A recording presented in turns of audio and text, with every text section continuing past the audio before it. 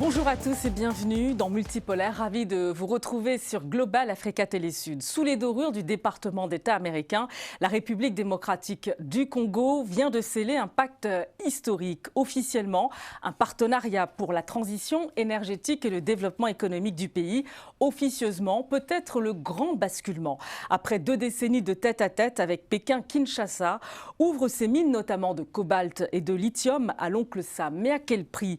Entre les promesses d'industrialisation du corridor de Lobito et les impératifs de sécurité à l'Est, la RDC est-elle en train de reprendre la main sur son destin? Plus de souveraineté sur les ressources ou le passage d'un quasi-monopole chinois à une tutelle américaine? On en débat tout de suite avec mes invités, avec le docteur Yves Ekwe Amizo, économiste et fondateur du think tank Afrocentricity.info. Bonjour docteur Amizo. Bonjour Samantha, bonjour les invités, bonjour ceux qui nous écoutent et nous entendent et nous voient Et bien vous sûr. avez toujours ce magnifique nœud papillon en bois, je précise. Voilà, Un toutes les bois semaines, on a africain. le droit à un nouveau nœud Un papillon bois du docteur africain. Amizo. Bonjour Jed Koboudé, vous êtes chercheur chez Interglobe Conseil, ravi de vous retrouver dans Multipolaire. Merci de l'invitation. Et on accueille également Abdelkarim Yacoub Koundougoumi, directeur Afrique chez Internet sans frontières, chercheur à l'IPSE, l'Institut Prospective et de sécurité en Europe. Bonjour à vous, merci d'être avec nous à nouveau. Bonjour et merci pour l'invitation. Alors messieurs, on va commencer par écouter Donald Trump. Il rend un petit hommage, ou un grand hommage même, à son homologue congolais, Félix Tshisekedi. Écoutez. C'est un homme brave. Je sais ce que vous avez. Ça, c'était très difficile. Ça, c'était beaucoup d'années. Et rien n'est facile. Il fallait faire des allers-retours. Mais vous êtes un homme brave. C'est un honneur de vous avoir. Nous avons le plus grand deal avec le Congo. Le Congo est un pays magnifique. Nous avons signé le contrat le plus grand avec des entreprises qui vont aller là-bas. Merci beaucoup, Monsieur le Président. Merci, Monsieur le Président. Voilà, c'était lors de cette conférence à Washington sur les minerais critiques. Alors, comment est-ce que vous lisez cette séquence qui commence? Est-ce que la RDC a choisi son camp finalement dans la guerre économique que livrent les États-Unis à la Chine? Jed. Oh, oui, bon, c'est de la séduction opportuniste, hein, très clairement. Si vous voulez, il y a une forme de courtoisie diplomatique, évidemment, mais ça va bien au-delà de ça. Le président américain, en bon réaliste qu'il est, c'est que le président congolais, Félix Tshisekedi, est un peu le gardien du temple des ressources, qui sont nécessaires à l'industrie américaine, notamment l'industrie de batteries, d'intelligence artificielle, etc. Donc, et il faut quand même rappeler, c'est toujours bien de le rappeler, le Congo, c'est en flux plus de 115% de la production de cobalt dans le monde, en flux. En stock, en termes de réserves prouvées, c'est 6 millions de tonnes de réserves prouvées de cobalt sur 11 millions dans le monde. Donc, en fait, si vous voulez, le Congo est fondamental aujourd'hui. Fondamental, incontournable même. Donc, finalement, Donald Trump ne fait que, finalement, reconnaître le fait que le président Tshisekedi est le gardien du temple et que, par là même, il faut, si besoin, flatter pour sécuriser les approvisionnements. Et ça me paraît indiscutable. Bon, la forme, il y a une forme de gardien du temple, mais est-ce qu'il a les clés de ce temple? Ah, ça, on est d'accord. C'est la grande question. Ça, c'est la bonne question. Mais en fait, Donald Trump n'est pas en train de remercier Tshisekedi. Donald Trump est en train de savourer sa victoire face à la Chine. Et il a bien dit, en remerciant et en mettant Tshisekedi sur le piédestal au détriment du Rwanda, et il a bien dit que les États-Unis viennent de faire le plus grand deal historique. Pourquoi il dit ça? Parce que quand il parle de deal, on parle de finances, on parle de valeurs. Et la valeur de ces ressources est estimé à 24 000 milliards de dollars. Là, il vient d'investir 10 milliards de dollars pour avoir accès à ces ressources. Et là, finalement, moi, je pense que Trump est en train de dire à Tshisekedi, on te remercie pour ce deal et qu'ils vont tout faire pour qu'il puisse être maintenant en paix et qu'ils vont l'aider à gouverner le pays maintenant. Plus ça va dans ce sens que vraiment, je ne pense pas que Donald est en train de féliciter ou mettre en valeur Tshisekedi pour ce qu'il est réellement ou pour ce qu'il a apporté pour son pays ou pour ce qui est pour sa bravoure. Il dit c'est un brave homme, mais un brave homme, tant qu'il est de leur côté, tant qu'il signe les contrats que les États-Unis ont concoctés. Qu'est-ce qui est dans ces contrats? Comment ce deal a été signé? Quelles sont les conditions? Y a-t-il eu des clauses? On n'en sait rien. On va essayer donc, de creuser. Voilà, tout ça. Docteur Amezo. Donc, du coup, on a juste des félicitations de quelqu'un qui est satisfait d'un deal. C'est tout, ça s'arrête là. Et c'est toujours dans l'intérêt des États-Unis. Docteur Amezo. Alors oui, je suis d'accord avec ce qui vient d'être dit. Victoire face à la Chine, c'est moins évident. On va en parler. Je pense plutôt que quand Donald Trump rend hommage appuyé et vous traite de brave, le mot est très important parce que dans les pays germanophones, quand on vous traite de brave, vous n'êtes pas loin de l'esclave du service. Donc Donald Trump a oublié que la RDC fait partie des pays africains qu'il a qualifiés de pays de merde. Donc on se demande ce qu'il vient faire là-bas et qu'il vient de rendre un hommage. Et un hommage aussi appuyé, ça veut dire qu'il a tout gagné dans son système de négociation transactionnelle. Cet hommage révèle aussi quelque chose de très important, c'est que les États-Unis ont décidé de s'approprier une partie de la RDC qui les intéresse, bien sûr, pour tout ce qui vient d'être dit, les matières premières, et sans fondamentalement modifier les frontières, et sans vraiment faire une déclaration officielle. Et on va le voir dans d'autres cas, comme le Nigeria ou le Bénin, etc. Alors, il y a un vrai problème de transition énergétique mondiale, et je crois que c'est ça la victoire dont parle Trump, parce qu'il était exclu, entre parenthèses, ce n'était pas suffisant avec ce qui pouvait se faire avec le Rwanda, et il prend les choses en main pour essayer, tenter de rattraper ce retard avec la Chine. C'est pour ça que je dis que ce n'est pas évident que ce soit une victoire, c'est plutôt un partage entre la Chine et puis bien sûr les États-Unis. On va parler des Européens et du monde des pays arabes qui ne sont pas en reste, sans compter des pays africains. Donc l'hommage pour moi est un acte moins d'égalité entre la RDC, Tshisekedi et puis Trump, plutôt un outil diplomatique de pression, on peut dire douce pour le moment, bien qu'il y ait une bataille militaire, géoéconomique sur le sol. Et vraiment, madame, pour votre émission, il s'agit d'une compétitivité multipolaire. Oui, alors le brave, je crois que c'était plutôt dans le sens courageux aussi, hein, on peut l'entendre aussi comme ça. Il faut être courageux pour signer, sous pression. Effectivement. Non, mais je pense que si on essaye, on ne peut pas ne pas voir effectivement l'arrière-plan, en arrière-plan, pardon, la guerre entre les États-Unis et la Chine. Et c'est pour ça qu'il faut sortir un peu de l'écume des choses, ce que le poète appelle bellement le clapotis des causes secondes. Il faut sortir de ça pour aller voir ce qui se joue. Et ce qui se joue, c'est le monde qui se dessine. C'est-à-dire que, grosso modo, je vais aller vite, on passe d'un monde modelé par des principes de John Locke, c'est-à-dire multilatéralisme, démocratie libérale, etc., etc., vers un monde qui est plutôt forgé par grosso modo, Hobbes, c'est-à-dire la souveraineté, on arrête des flux tendus, des stocks stratégiques, etc. Parce que depuis à peu près la fin de la Seconde Guerre mondiale, qu'est-ce que fait une entreprise? On prend l'exemple de Apple. Ils vont penser le produit aux États-Unis, ils vont faire fabriquer le produit en Chine et ils vont le commercialiser un peu partout dans le monde. Ça, c'est bien dans un monde de paix. Et c'est très optimisé, parce que finalement, on produit là où il est plus optimal de produire. Voilà.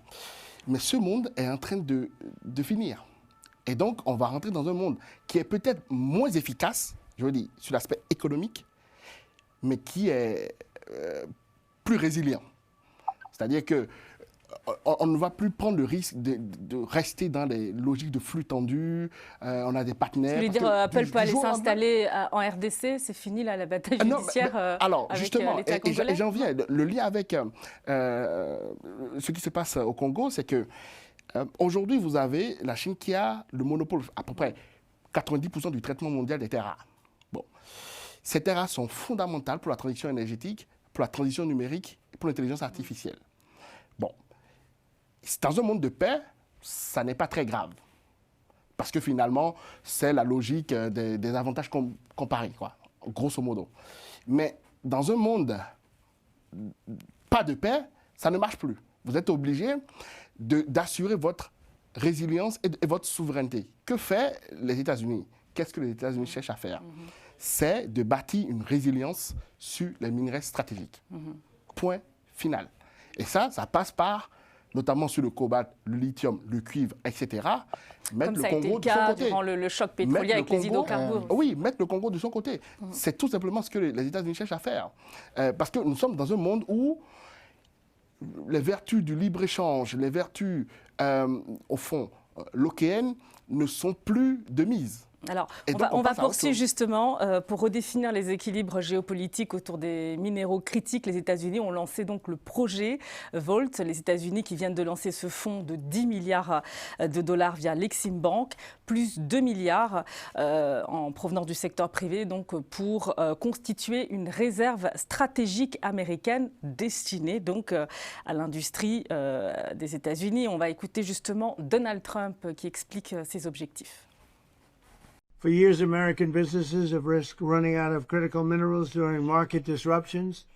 Today, we're launching what will be known as Project Vault to ensure that American businesses and workers are never harmed by any shortage. We don't want to ever go through what we went through a year ago. Just as although it did work out, thank you. Just as we have long had a strategic petroleum reserve and a stockpile of critical minerals for national defense, we're now creating this reserve for American industry, so we don't have any problems. This is Alors voilà, stocker des métaux critiques pour l'industrie américaine, diminuer aussi, on imagine bien, la dépendance de la RDC vis-à-vis de la Chine, quasi-monopole chinois d'ailleurs en RDC. Abdelkerim, la création d'une réserve d'actifs stratégiques prioritaire pour les entreprises américaines, cela devrait changer quoi concrètement pour la République démocratique du Congo ? Alors, pour la République démocratique du Congo, tout dépend du contenu du contrat et des clauses. La République démocratique du Congo pourrait augmenter sa part. Déjà, on ne sait pas quelle est la part dans l'exploitation de ces ressources qui revient à l'État du Congo. Est-ce que l'État du Congo a négocié pour que ces ressources puissent être transformées sur place? Est-ce que des Congolais vont être formés dans l'extraction, le transport ou la transformation? Est-ce que sur le plan de la fiscalité, est-ce qu'ils ont réussi à négocier en faveur du Congo ou pas? Donc tout cela dépend de la marge de manœuvre et aussi des infrastructures, puisque la ressource, le transport, le stockage vont être réorientés vers l'Atlantique. Donc ça veut dire que c'est le nouveau corridor qui va être construit, de nouvelles routes, de nouvelles infrastructures, comme ça s'est passé en Guinée. Le corridor de Lobito. Voilà, qu'il faut construire tout ça. Peut-être que ça permettra de créer des emplois, de retomber pour la RDC. Mais est-ce que la RDC a réussi à négocier? C'est pour ça, l'inconnu de l'histoire, c'est ça. Ça veut dire que si la RDC n'a pas très bien négocié, eh bien, on fera de l'exploitation, juste de l'exportation du brut, comme on a fait dans le passé, le pétrole. Mais est-ce que ce deal il permettra à la RDC réellement de maîtriser le jeu, c'est-à-dire et aussi d'imposer ce qu'elle souhaite en matière de prix, notamment, à votre avis, Docteur Amezo? Écoutez, moi, vous avez posé la question, est-ce que ça va changer quelque chose pour la RDC? La Chine ou les États-Unis ou les pays arabes ou même le Rwanda à côté, tous utilisent la même méthode, c'est la RDC doit rester un fournisseur brut et pas un acteur souverain. Il faut qu'on mette les choses claires dès le départ. Donc, le projet des Américains, le projet Volt dont vous avez parlé, 10 milliards pour le moment avec 2 milliards pour le secteur privé, etc., ça n'a pas d'autre objectif que de permettre de s'approvisionner, comme a dit Donald Trump d'ailleurs, d'avoir une réserve tout simplement pour la plupart de ces industries de milliardaires aux États-Unis. Mais ça se fait sur le dos des Africains, sur le dos de l'industrialisation de l'Afrique et sur le dos de la création d'emplois en Afrique. Il n'est pas question de transformer un quelconque cobalt ou coltan ou autre dans une quelconque transformation pour une batterie, par exemple, dans ce pays-là. Il y a donc un problème de fond. Ça revient donc à ce qu'a dit mon collègue tout à l'heure sur qu'est-ce qu'il y a dans ce contrat, avec qui on le négocie et quelle est la part dont profite. Les batteries, la défense, les semi-conducteurs, la transition énergétique, pourquoi pas, pour le côté pacifique. Tout ceci, on ne sait absolument rien. Donc, il y a un problème de transparence de M. Tshisekedi lui-même. Il faudrait qu'il nous dise un peu plus qu'est-ce qu'il est en train de faire concrètement là-bas. Parce que pour nous, à Afro-Scientific Think Tank, c'est une véritable ingérence unilatérale de spoliation des richesses africaines. Et par rapport à la Chine, ça pose... D'abord, est-ce que vous êtes Attendez, mais y compris la Chine, la Chine, qu'est-ce qui change finalement? Il est clair que je rejoins l'inquiétude sur au fond, le contenu des contrats, etc. Mais il y a quelque chose qui est indiscutable, c'est que, à tout le moins, la valeur stratégique de la RDC augmente. Parce que aujourd'hui, il y a un acteur qui se manifeste de façon un peu plus affirmée. La RDC cela crée une concurrence plus naturelle. Affirmée ou moins discrète? Pour la Chine, plus affirmée parce que les intentions des États-Unis pour aujourd'hui rattraper leur retard sur les minerais stratégiques est assumée avec une politique forte. Mais il est clair en effet que pour le Congo, parce que c'est de ça qu'il s'agit, sa valeur stratégique augmente. Donc, en tout cas, il y a plus d'acteurs en face, comparé aux acteurs historiques. Et parce qu'il faut rappeler, la Chine détient aujourd'hui à peu près 80% du cobalt congolais via comment ça s'appelle là, Sicomine, etc. Donc, s'il y a un nouvel acteur qui permet de dérisquer cette dépendance affirmée vis-à-vis de la Chine, c'est très intéressant. Après, c'est là que je rejoins mes amis. C'est qu'il faudrait maintenant se servir de cette concurrence dans les acteurs. Pour asseoir une souveraineté sur les matières stratégiques. Alors, moi, je pense que la Chine n'a pas dit son dernier mot. Et là, on voit très bien que la Chine a déjà construit tout l'écosystème industriel en RDC. On voit les États-Unis viennent d'arriver sur le champ et essayent de changer les règles du jeu, essayent de faire une captation de ce qui a existé déjà. Donc finalement, je ne vois pas par quelle alchimie la RDC peut imposer sa volonté face à ces deux mastodontes qui sont en train de plutôt s'accaparer de ses biens. C'est là où il faut poser la question. Et l'intention des États-Unis, comme a dit le professeur, les États-Unis sont en train de sécuriser leur industrie et leur économie. La priorité absolue, comme Donald Trump l'a dit, c'est la doctrine Volt qu'il a expliquée, c'est que cette doctrine veut sortir les États-Unis de la dépendance en termes de ressources de leur entreprise et de leur économie de la Chine. C'est aussi simple que ça. Et qu'est-ce qu'ils font? Ils vont aller là où la Chine s'approvisionne. Pour les transformer. Donc maintenant, les États-Unis disent que, vu l'évolution et les perspectives du monde qu'on est en train d'entrer, sûrement on va aller dans l'affrontement entre ces deux économies. Eh bien, les États-Unis sont en train de faire en sorte qu'après avoir pris le contrôle du pétrole vénézuélien et l'Amérique latine qui sont en train de reprendre la main là-dessus, maintenant ils sont en train de vouloir aussi, de ces côtés-là, sécuriser pour mieux affronter. Alors justement, on va voir que les États-Unis... Ce n'est pas la RDC qui est leur priorité, ni le développement de la RDC, ni l'industrialisation. Maintenant, c'est, comme vous avez dit tout à l'heure, qu'est-ce que les autorités congolaises ont mis en place pour faire en sorte qu'il y ait un équilibre dans ces... Alors reste à savoir s'il y a une marge de manœuvre entre les Congolais. Possible. Mais on va regarder la justement... marge de manœuvre, c'est l'arrivée des États-Unis aussi. Pas forcément. Ça ne peut pas être bénéfique. Je pense que cette espèce d'implication très forte entre la RDC et la Chine. Et qu'est-ce qui a justement la conséquence de ça? Qu'est-ce que les États-Unis concrètement ils ont apporté pour le Congo? Ils ont promis juste la sécurité. Ils promettent la paix. On a vu tout à l'heure, il y a quelques secondes avant l'émission, on a vu qu'une entreprise privée américaine qui a participé à la libération du Ouvira, et donc ça veut dire les États-Unis sont des vendeurs de sécurité et ils disent que bon, nous on vous propose la paix et la sécurité, en contrepartie, on va prendre notre part. Mais ce n'est pas peut-être que les bons procédés. Peut-être que c'est pas des bons procédés parce que arrivé exactement avec le même deal en disant non. Oui, mais c'est mille fois mieux d'avoir des infrastructures sur place que quelqu'un puisse apporter la sécurité, non pas en renforçant la capacité du pays, son armée, pour apporter la sécurité, mais venir... Non, ils sont venus avec leur propre entreprise privée pour apporter la sécurité. Ça veut dire la souveraineté de cet État-là est mise en cause, étant donné que le jour où ils diront non, cette entreprise privée partira et se retrouveront... Est-ce que vous pensez que il ne faut pas qu'un État, la souveraineté d'un État, la sécurité d'un État ne peut pas dépendre d'une entreprise privée, aussi forte qu'elle soit. Mais alors, il y a le souhaitable et le possible. Mais il y a l'acceptable au milieu. Ah oui, en effet, on souhaite que... Et à l'acceptable, ce qu'il y a sur la table...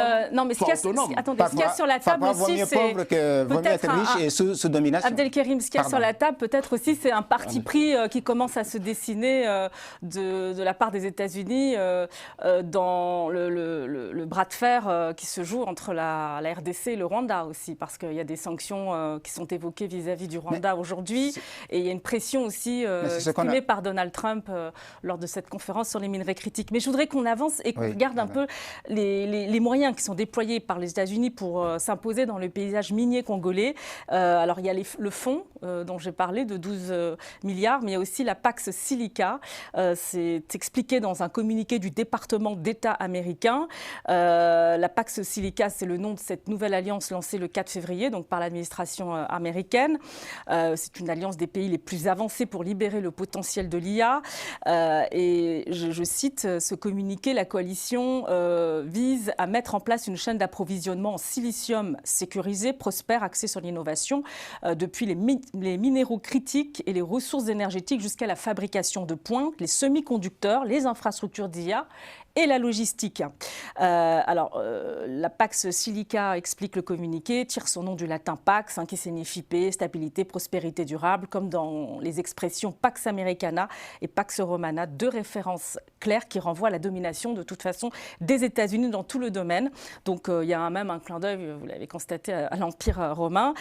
Et ce communiqué, il évoque aussi une dépendance coercitive, sous-entendue, entretenue par la Chine, même si la Chine n'est pas citée. Donc on voit que les États-Unis sont en conquête sur le terrain de la Chine. Je vous pose cette question. Bonne gouvernance réellement, parce qu'il s'agit aussi d'apporter plus de traçabilité, de transparence vis-à-vis de toute cette chaîne de valeur. Bonne gouvernance ou dictat américain à travers à ce qui s'apparente à un droit de regard permanent de Washington, parce que Washington entend justement imposer des normes en matière de transparence, de traçabilité très strictes. Docteur Amezo. Écoutez, moi je vais vous répondre très directement. Il s'agit d'une gouvernance. Ce n'est pas une bonne gouvernance, une gouvernance impériale et unilatérale des États-Unis, votre Pax Silica. Pire, on n'a pas parlé de tous les acteurs au départ, parce qu'il y a des acteurs extérieurs, il y a des acteurs nationaux et dans la sous-région. Il s'agit maintenant de s'assurer que les acteurs qui ne sont pas du côté américain reçoivent des sanctions. Et attention, ça va faire des problèmes au niveau des alliances, au niveau local, Rwanda, Ouganda, on en passe des meilleurs dans la zone là-bas. Donc, gouvernance impériale unilatérale, et, beaucoup plus grave que ça, il y a un partage des rôles entre la Chine et les États-Unis. C'est pour ça que quand vous dites, bon, la Chine, les États-Unis, vous voyez trop la position américaine. Moi, je veux la position africaine. Dans cette position, il y a une ingérence dans laquelle, excusez-moi du peu, la RDC n'a ni la capacité d'influence, ni la capacité de nuisance pour pouvoir imprimer sa volonté de paix, sa volonté de s'accaparer sa richesse et ses recettes pour justement faire son programme pour développer le pays. Or, ça, c'est mis de côté. La paix, c'est mis de côté. D'ailleurs, c'est un échec total pour les États-Unis actuellement. Donc, le prix Nobel de la paix, pour ce qui est de la RDC, il ne faut pas le donner à Donald Trump. Il faut être clair là-dessus. Maintenant, sur le fond du dossier, on rentre dans ce côté un peu fascisant de celui qui va décider depuis les États-Unis des recettes et du sous-sol et du sol et voire du hors-sol de la RDC pour ses propres besoins, les réserves, comme ils ont dit. Or, où sont les réserves pour les industries africaines? C'est ça, moi, ma question. Bon, est-ce qu'on peut reprocher à Washington, finalement, de vouloir établir des règles de transparence en RDC? L'Union européenne a bien passé un accord avec le Rwanda, en plus, sur la traçabilité des minerais. Donc, il faut bien commencer par quelque part, en fait. C'est très drôle. Il vaut mieux peut-être commencer en République démocratique du Congo, en matière de traçabilité des minerais, non? Il n'y avait pas de traçabilité que si la Chine exploite? Ah, ça, c'est une bonne question. Voilà, j'ai l'impression que c'est traçable et c'est la bonne gouvernance dès lors que c'est les États-Unis ou c'est l'Union européenne ou les autres. Visiblement, il y a une insatisfaction. Il y a une insatisfaction vis-à-vis de la Chine aussi. Non, mais moi, je pense que c'est aussi des termes qu'on utilise pour cacher d'autres choses ou qui essaient de faire passer en douce des pratiques qui ne sont inacceptables. Si c'est l'opacité, c'est l'opacité totale. La volonté était vraiment de pacifier, d'aider le Congo à être en paix, eh bien, la guerre au Congo dure depuis trop longtemps. Les États-Unis sont là et les autres sont là, ils n'ont rien fait. Et maintenant, ils disent que si vous nous donnez accès à vos ressources, on vous aidera à faire la paix. Donc, finalement, on se retrouve encore, comme l'a dit le professeur, dans une relation transactionnelle et de domination, dans le sens où, moi, là où mon inquiétude, c'est que quelle est la capacité des autorités du Congo de pouvoir dire quoi que ce soit le jour où ils vont signer tous ces contrats et que les Américains prennent le contrôle de ces ressources, quelle est leur marge de manœuvre pour modifier ou changer quoi que ce soit? Et pour combien de temps? Alors, j'aide là-dessus, justement, votre analyse, parce que la nécessité de transparence et d'établir justement des normes de transparence, de traçabilité, ça concerne aussi les majors américaines, Tesla, Apple aussi, qui sont dans le viseur de l'État congolais. Il ne faut pas l'oublier, ça aussi. Non, mais totalement. Et puis la manne des minerais qui financent aussi les guerres. Donc ça, c'est dans le collimateur aussi peut-être de Washington. Bon. Oui, Washington est courant de ce qui se passe depuis des décennies. Madame. Oui, il est clair que les États-Unis mettent un accent particulier sur les normes ESG, c'est-à-dire environnement, social et gouvernance. Donc, forcément, il va y avoir une forme d'attention particulière accordée à la traçabilité, à la bonne gouvernance, etc. Bon. Mais encore une fois, faisons pas en arrière pour voir le tableau. J'ai évoqué la thèse qui est que nous sommes maintenant en train d'entrer dans un monde gouverné par, au fond, les principes de Hobbes avec des ouvertures uniques, c'est-à-dire, grosso modo, volonté de puissance, affirmation de puissance, etc. Eh bien, dans ce monde-là, l'idée que, les États-Unis vont aider le Congo gratuitement, guillemets, à faire la paix, n'existera pas. Donc, la question, c'est que si on est le Congo et qu'on veut la paix, que fait-on? Et c'est la question fondamentale. Et c'est pour ça que... En fait, le Congo ne veut pas la paix à n'importe quel prix. En fait, ils ne disent pas que le Congo acceptera la paix à n'importe quel prix. C'est ça le prix que le Congo est prêt à mettre pour avoir cette paix.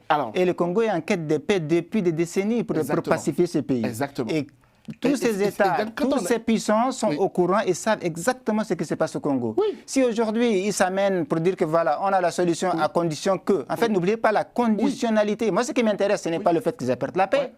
Ce n'est pas parce qu'ils ont envie de mettre la main sur la captation des ressources. C'est normal, comme vous avez dit, on entre dans un monde où la force prime sur la diplomatie ou sur le droit international. On sait que là, on est en train d'y aller.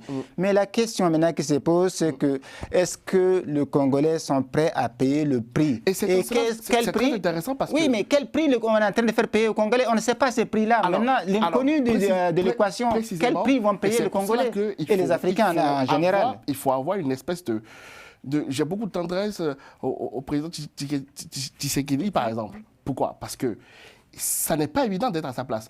Regardez, et comme on dit souvent, un de mes grands maîtres à penser disait, Rameau Aron, qu'en politique, il n'y a pas le bien et le mal, il y a le souhaitable, il y a le détestable et le souhaitable. Oui. Et en effet, vous êtes président de la RDC, vous avez le souci de ramener la sécurité dans votre pays.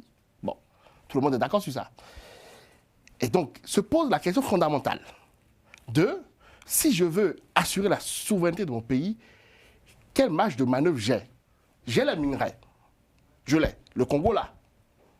Bon, est-ce qu'il est possible de mettre ceci en balance avec avec la sécurité. Et c'est la question qui se pose. Non, mais on peut imaginer qu'il a eu des garanties, qu'il a obtenu des garanties. On peut imaginer qu'il a obtenu des garanties. Oui, mais ils donnent toujours des garanties, les Américains. Ça, c'est normal. Sinon, ils n'auront pas... On va aborder ce point très important. Parmi les moyens qui sont affichés par les États-Unis, il y a évidemment la sécurité en échange de la paix. C'est affiché. La sécurité, la stabilité. Voilà, c'est complexe, je veux dire. Donc, l'accord signé sous l'égide de Donald Trump lie l'accès aux minerais, dont le cobalt, à un soutien militaire à l'est de la RDC. Donc, c'est vrai que certains dénoncent un chantage sécuritaire, mais dans le même temps, que vaut une paix sans sécurité? C'est quand même une question importante aussi. Et qu'est-ce que vaut une sécurité avec une paix imposée? On peut inverser aussi. Docteur Amezo? Parce que franchement, c'est... Pardon. Bon, moi, je partage, hein, mais j'ai quand même un autre problème. C'est qu'on parle trop de ces grandes puissances en oubliant qu'il y a quelque chose de fondamental qui se passe, c'est qu'ils travaillent par des proxys, par des intermédiaires. Il y a des intermédiaires dans tous les pays du Golfe arabe, là-bas, notamment des Émirats, les Qatar, et j'en passe et des meilleurs, sur le plan financier essentiellement. Mais le Rwanda voisin, l'Ouganda, on peut même aller peut-être l'Afrique du Sud, dans le cadre même de l'ONU, éventuellement. Et puis, tous les groupes militaires que vous avez sur place. Nous assistons aujourd'hui à un pays RDC qui va avoir une partie Est sans que la frontière ne soit modifiée comme ils ont fait en Soudan Sud, Soudan Nord ou Éthiopie, Érythrée, mais sans frontières, mais qui va être occupé par quelqu'un d'autre qui va fournir les matières premières en question à justement à la Chine, aux États-Unis, à tous ceux qui veulent bien l'acheter. Or, dans tout ceci, la RDC qui veut la paix ne gagne rien et absolument rien. Je ne parle même pas des populations déplacées, violées, on en passe et des meilleurs. Donc, est-ce que la RDC cherche véritablement à renforcer sa capacité militaire avec des partenaires qui dérangent les États-Unis sur ce point? Parce qu'à ce moment-là, il faut comparer ce qui se passe avec les pays de l'AES, l'Alliance des États du Sahel, parce qu'ils ont commencé justement par cela. C'est vrai, Jed et Abdelkerim, on constate un retour en force des sociétés de sécurité privées. On avait évoqué ici même la société d'Eric Prince, le fondateur de Blackwater, une ancienne société controversée. Sa nouvelle société, c'est Vectus Global. Et donc, apparemment, la société d'Eric Prince est impliquée à Uvira, une ville qui a été reprise à l'Est, donc c'est une société qui combat aux côtés des FARDC, c'est ça. Donc, est-ce que finalement, cette paix, elle est loin d'être acquise? On le constate quand même sur le terrain. Est-ce que cette sécurité contre la paix, elle est finalement plus profitable pour l'instant aux sociétés de sécurité privée Les deux, parce que, en fait, c'est un kit complet, c'est un package complet qu'ils ont apporté et tout est déjà prévu. Et je suis sûr que les États-Unis pacifieront la zone. Parce que les États-Unis... Ils vont mettre les moyens. Ils vont mettre les moyens, pourquoi pas pour la sécurité des Congolais, pour la sécurité du corridor, pour la sécurité des entreprises qui vont exploiter ces ressources, pour la sécurité du personnel.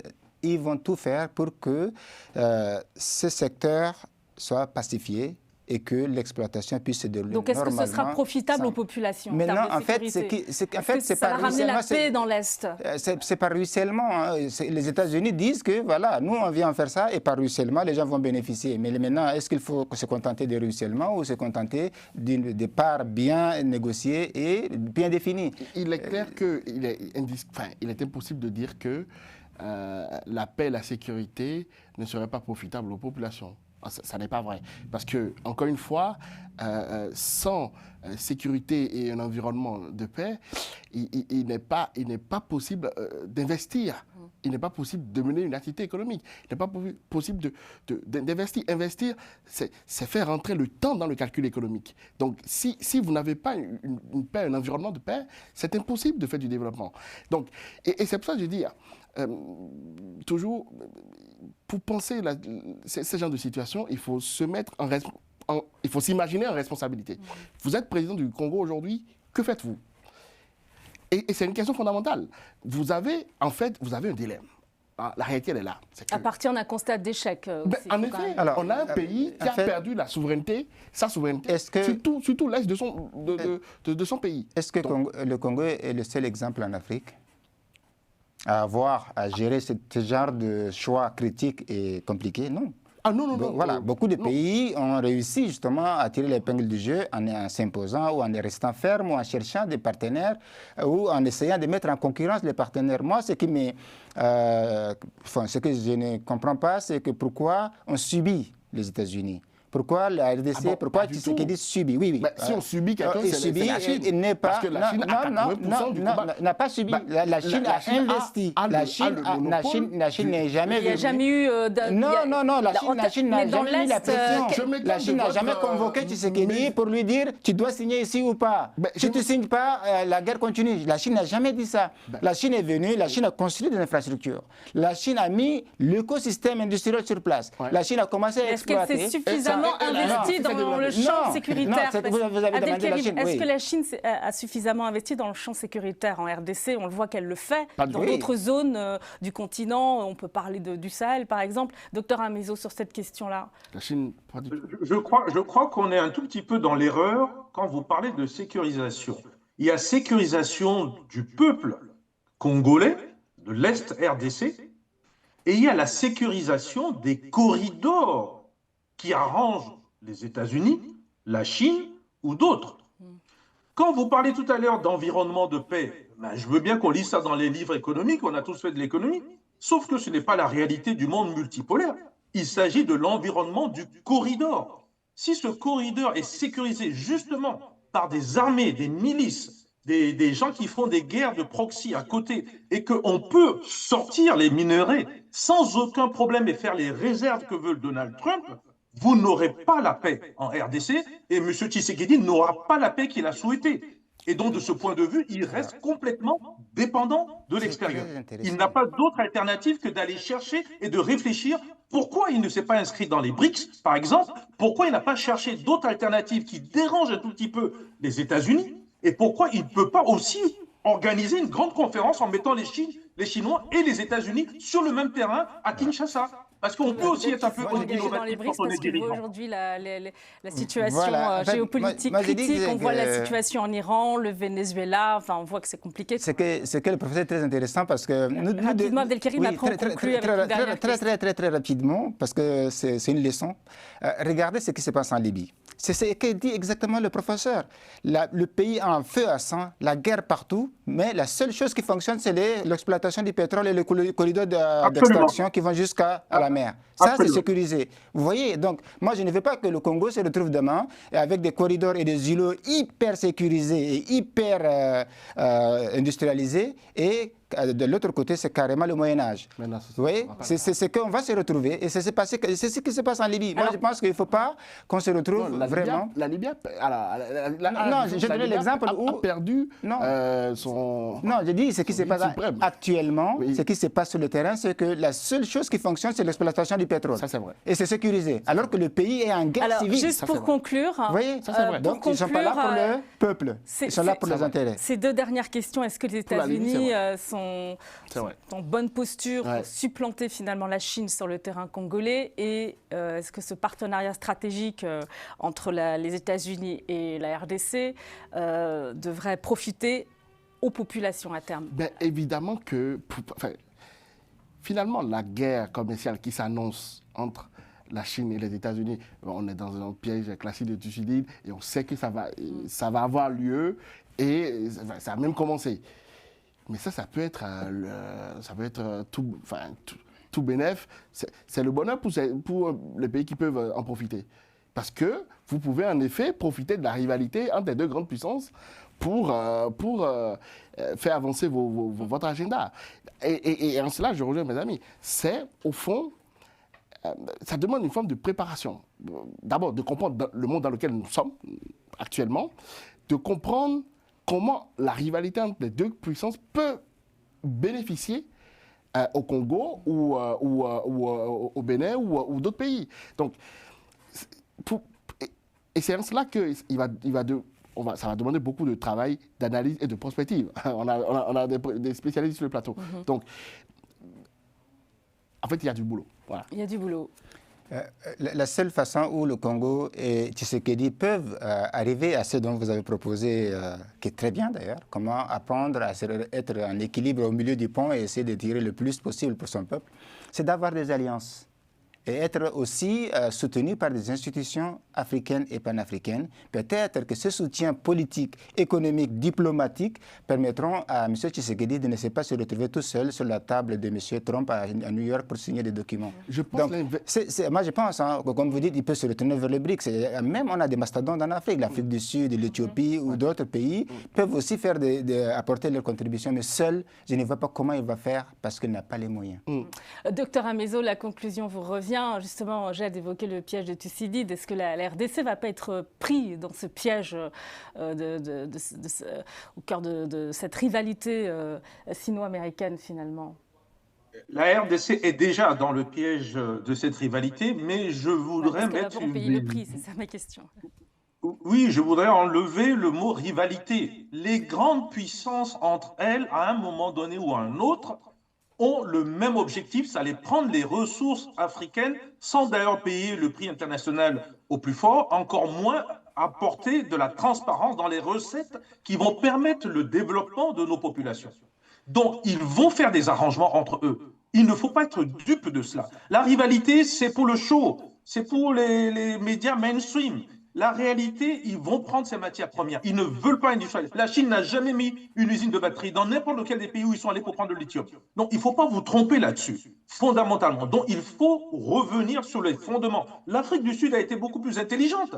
Elle a trouvé justement le lien du BRICS, mais en même temps, elle a développé ses capacités, notamment de protection. Elle fait des opérations militaires avec un certain nombre de gens qui fait que les États-Unis se tiennent un tout petit peu à carreau.